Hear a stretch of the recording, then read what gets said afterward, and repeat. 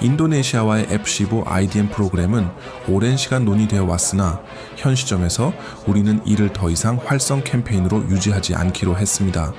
우리는 고객의 예산 상황과 전략적 요구 변화를 존중하며 보잉의 자원을 다른 핵심 기회에 집중할 때라고 판단했습니다.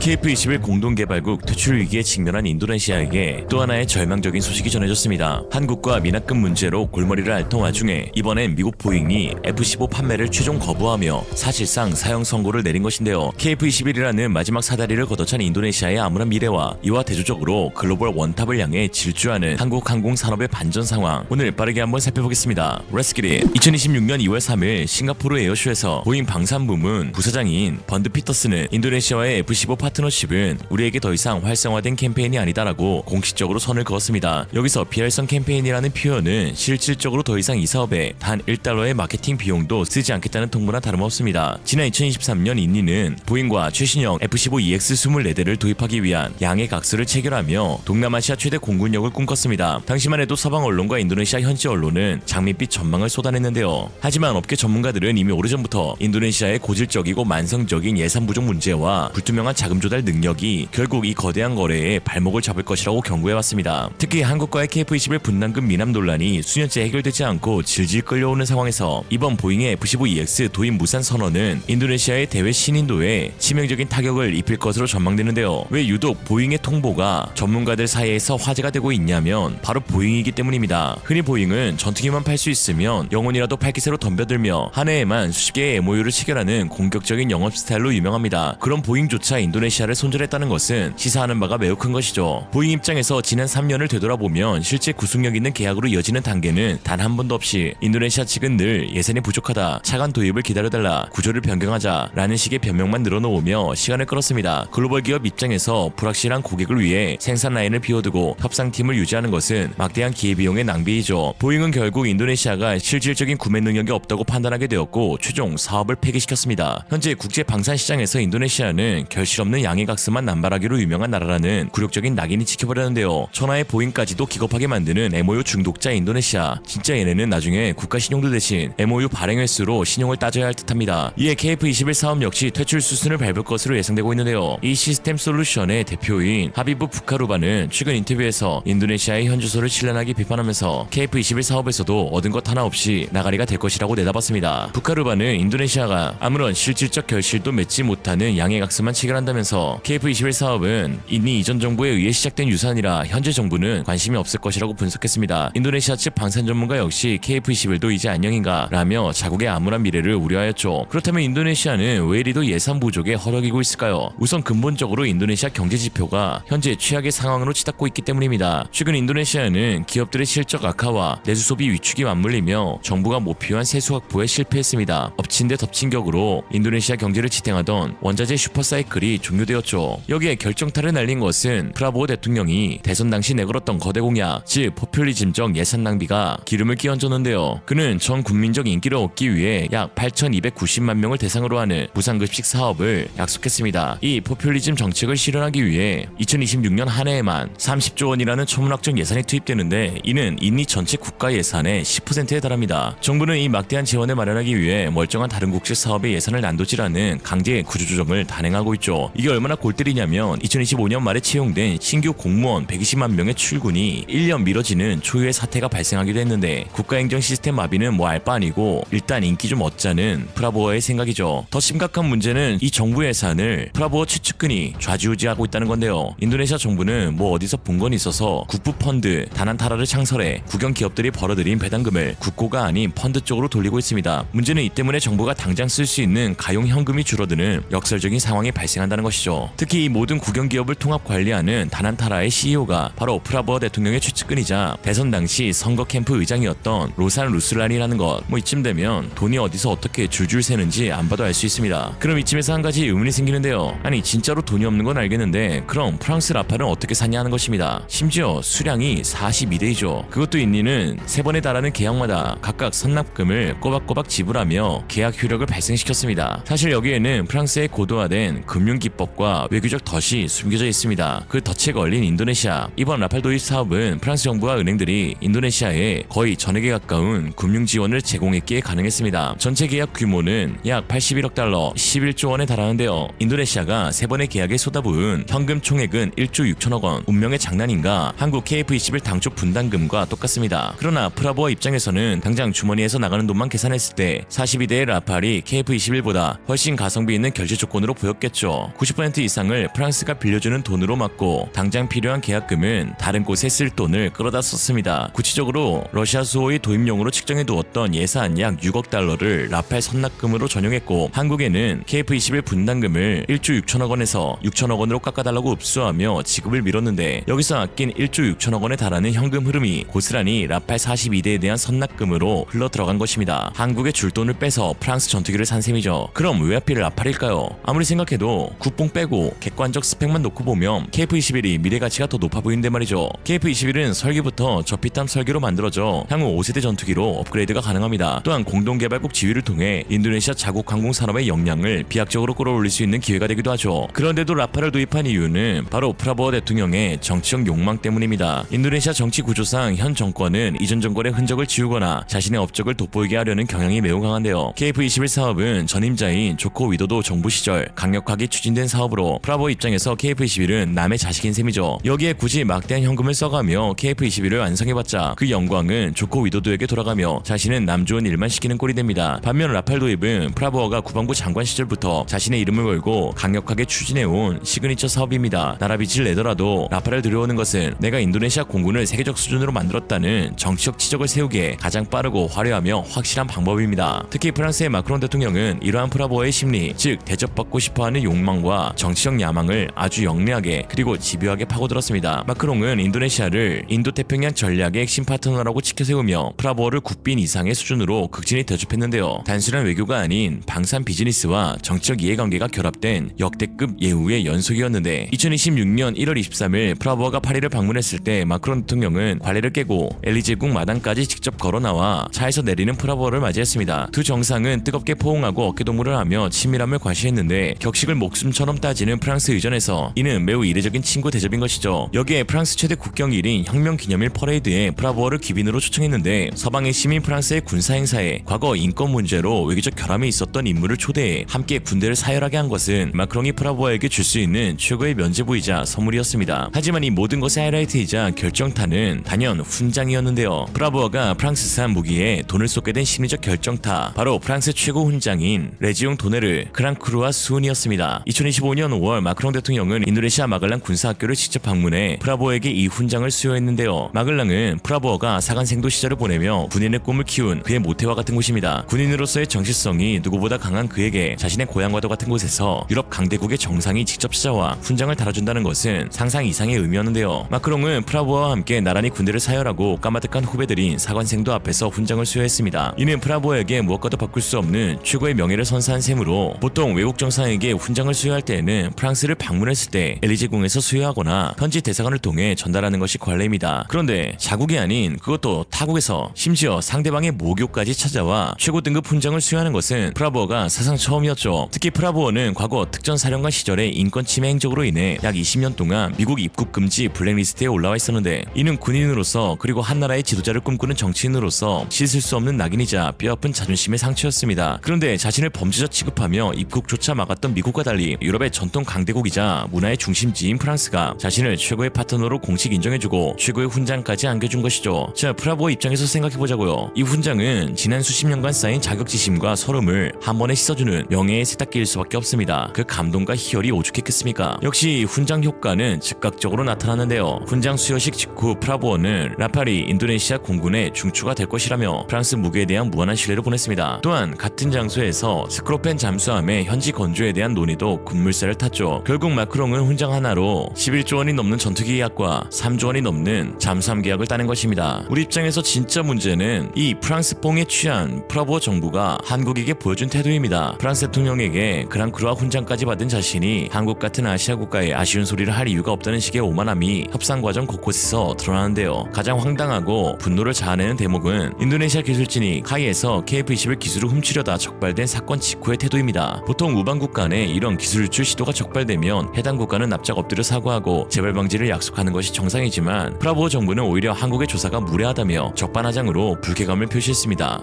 정상 아니죠. 이는 우리에겐 프랑스라는 든든한 대안이 있다. 한국이 기술 공유를 까다롭게 굴거나 우리를 귀찮게 하면 분담금만 깎아버리고 아예 손을 떼겠다라는 식의 배짱 플레이였는데요. 마크롱에게 받은 훈장봉이 거의 치사랑에 가까운 것이었죠. 그러나 프라보 대통령이 허영심에 덜컥 계약한 라팔은 인도네시아 공군의 미래를 지옥 그 자체로 만들고 있습니다. 프라보 본인에겐 알 바가 아니겠지만요. 라팔 도입을 위한 대출 기간은 무려 30년에 달합니다. 2022년부터 2024년에 걸쳐 차수별로 계약이 발효되었으므로 마지막 상환 시점은 2050년 후반이 될 것인데요. 즉 지금 태어난 인도네시아 아이들이 성인이 되어 경제활동을 하고 세금을 낼 때까지 이 빚을 갚아야 한다는 뜻입니다. 프라보 대통령 임기 중에는 대출 덕분에 돈 한 푼도 안 쓰고 최신 전투기를 들여와 생색을 낼 수 있지만 그가 물러난 뒤 차기 정부들은 매년 수천억에 달하는 원리금 상환과 프랑스의 독점적 부품값을 담당하느라 다른 국방 사업은 엄두도 못 내는 처지가 될 것입니다. 프라보는 또 그걸 가지고 자신의 정치적 무기로 삼을 것이고요. 더욱이 라팔은 전 세계적으로 유지비가 비싸기로 악명 높은 기종입니다. 프랑스의 무기는 호환성이 낮아 볼트 하나, 부품 하나까지 프랑스에서 독점 공급하는데요. 일단 기체를 사고 나면 프랑스가 부르는 게 값이 되는 갑질 구조의 속수무책으로 당해야 합니다. 현재 인도네시아의 바닥난 재정 상태를 고려할 때 비싼 유지비를 감당하지 못해 기껏 들여온 라팔이 하늘을 날지 못하고 경납고에 처박히는 장식용 전투기가 될 가능성이 매우 높은 것이죠. 정작 도입 비용 자체도 미쳤는데요. 대당 5천억이 넘습니다. 인도네시아의 라팔 도입 총 사업비는 약 81억 달러로 알려져 있습니다. 이를 42대로 나누면 대당 약 2,600억 수준인데요. 하지만 여기에 치명적인 함정이 있습니다. 81억 달러는 순수한 기체와 일부 초기 패키지 가격일 뿐 미사일 등 무장체계, 전용 경납고 건설, 조종사 훈련비 등을 합치면 사업비는 천문학적으로 늘어납니다. 대출 비중이 90%에 육박하고 상환 기간이 30년에 달하면 이자 비용만 원금의 50% 이상 붙게 되는데요. 결국 기체값에 무장 인프라 비용 그리고 3년치의 이자를 모두 합산하면 대당 실질 비용은 5천억 원을 가볍게 넘기게 됩니다. 이는 현존 최강의 5세대 스텔스기인 F-35 도입가보다 훨씬 비싼 돈을 주고 4.5세대 기체를 사는 셈이죠. 반면 KF-21은 대당 양산 단가가 800억에서 1000억 수준으로 인도네시아는 자국 항공 산업을 살릴 수 있고 기술 이전까지 받을 수 있는 KF-21에는 돈 없다 비싸다며 깎아달라고 애걸하면서 프랑스에는 대당 5천억 원이 넘는 비용을 30년 할부로 갖다 바치는 비상식적인 선택을 한 것입니다. 그리고 보잉은 인도네시아가 라팔 빚을 갚느라 향후 수십 년간 다른 무기를 살 현금이 전혀 없다는 것을 정확히 간파한 것이죠. 그럼에도 불구하고 일부 인도네시아 네티즌들은 기술 이전을 약속한 프랑스가 어떻게 해서든 안 주려는 한국보다 낫다라며 자유하고 있습니다. 아직 머리가 덜 깨졌는데요. 프랑스는 전 세계 방산 시장에서 기술 이전에 가장 인색하고 까다롭기로 소문난 곳입니다. 오죽하면 유럽 내에서도 약속을 밥 먹듯 어기고 자국 이익만 챙긴다며 프랑스를 일컬어 유럽의 짱깨.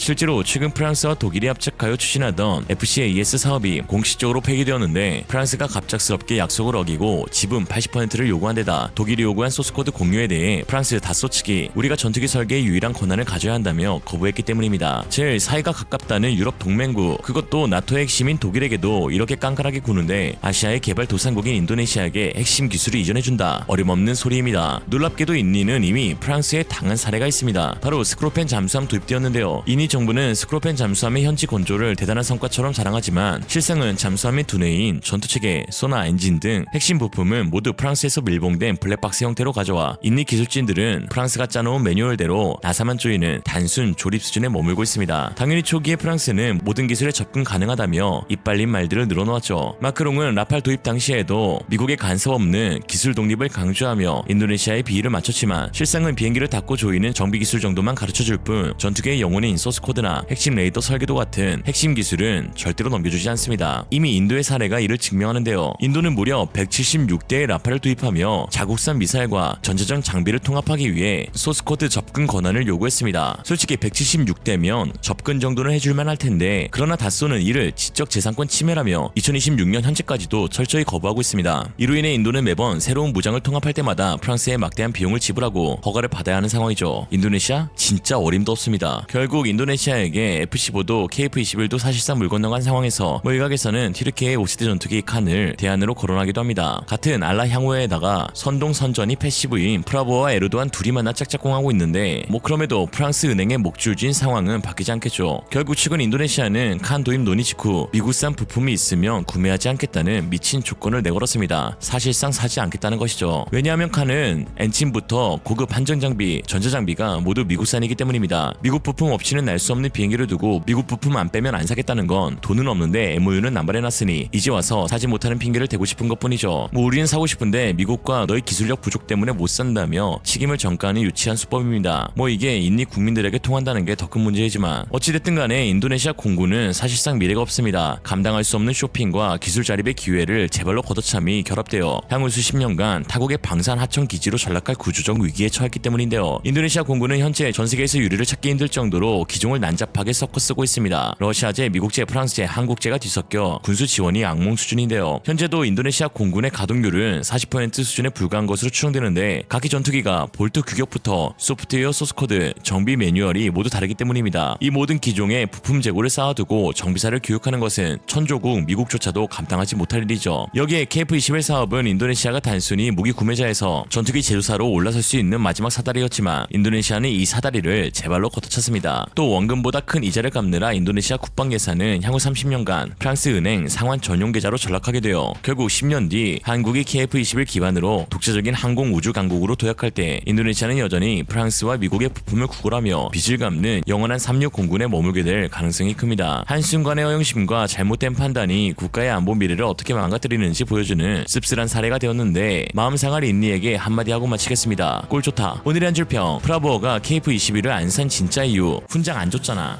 이생으로 리얼리즘이었습니다. 여러분의 생각은 어떠신가요? 현명하고 지혜로운 여러분의 의견을 지금 댓글에 남겨주세요. 감사합니다.